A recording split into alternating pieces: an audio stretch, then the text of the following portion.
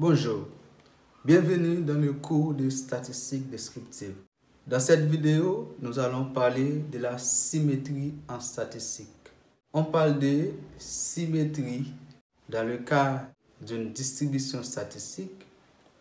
C'est lorsque la distribution des fréquences se présente sous forme d'une cloche. Côté que nous avons médiane, moyenne et mode yo coïncident entre eux.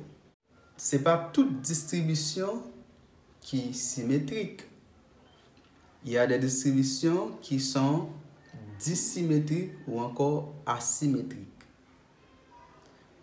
Qu'il est nous capable de parler d'une distribution dissymétrique, c'est lorsque nous avons la distribution de fréquences se présente sous une autre forme.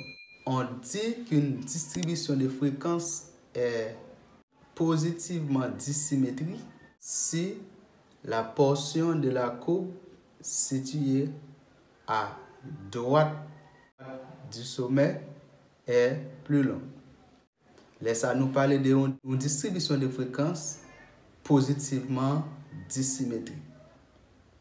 Donc, dans ce cas, on voit que le mode est inférieur par rapport à la médiane et inférieur par rapport à la moyenne. Alors, une distribution de fréquences négativement à gauche ou encore une dissymétrie à gauche, c'est lorsque la portion de la courbe située à gauche du sommet est plus longue que l'autre partie. Dans une dissymétrie négativement ou encore une distribution de fréquences dissymétrique à gauche, on a dans ce cas la moyenne est inférieure par rapport à la médiane et la médiane est inférieure par rapport au mode de la distribution. Mais il y a un coefficient qui nous permet de mesurer la symétrie ou encore la dissymétrie d'une distribution de fréquences. Qui est lié?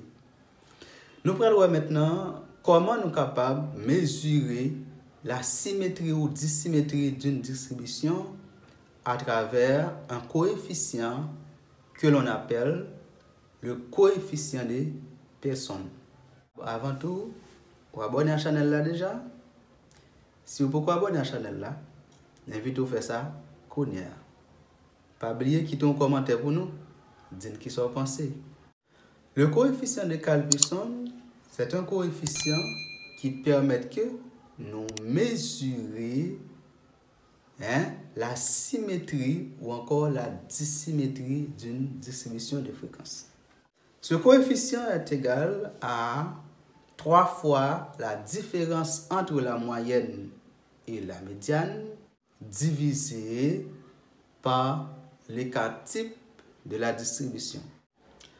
Maintenant, après avoir calculé le coefficient de Pearson, qui va permettre que nous disions est-ce que la distribution est dissymétrie ou encore les symétrie, l'important pour nous capables de connaître comment nous capables d'interpréter le coefficient.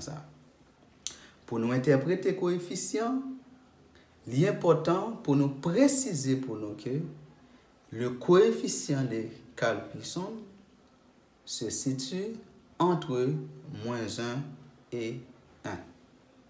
Qui est dans le tableau pour nous montrer ensemble éléments ça nous expliquer là. OK, ici on a le coefficient de Pearson qui se présente de cette manière. Et pour expliquer une dissymétrie à gauche et 1 pour expliquer une dissymétrie à droite.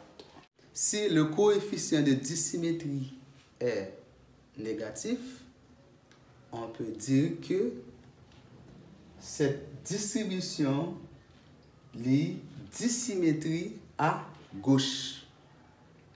Et si ce coefficient-là est positif, on dit que cette distribution est dissymétrique à droite.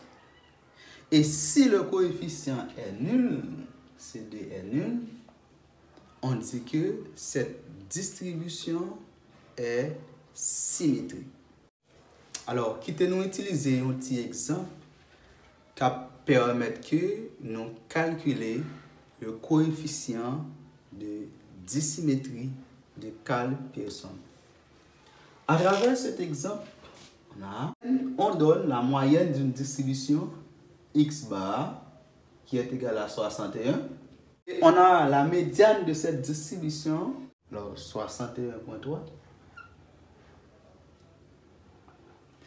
Et on a l'écart type de cette distribution qui est égal à 14.2. 14.2. Ici, on nous demande de déterminer le coefficient de dissymétrie. On peut dire que le coefficient de dissymétrie est égal à 3 facteur de la moyenne qui est égale à 61 moins la médiane 61.3 divisé par l'écart type qui est égal à 14.2.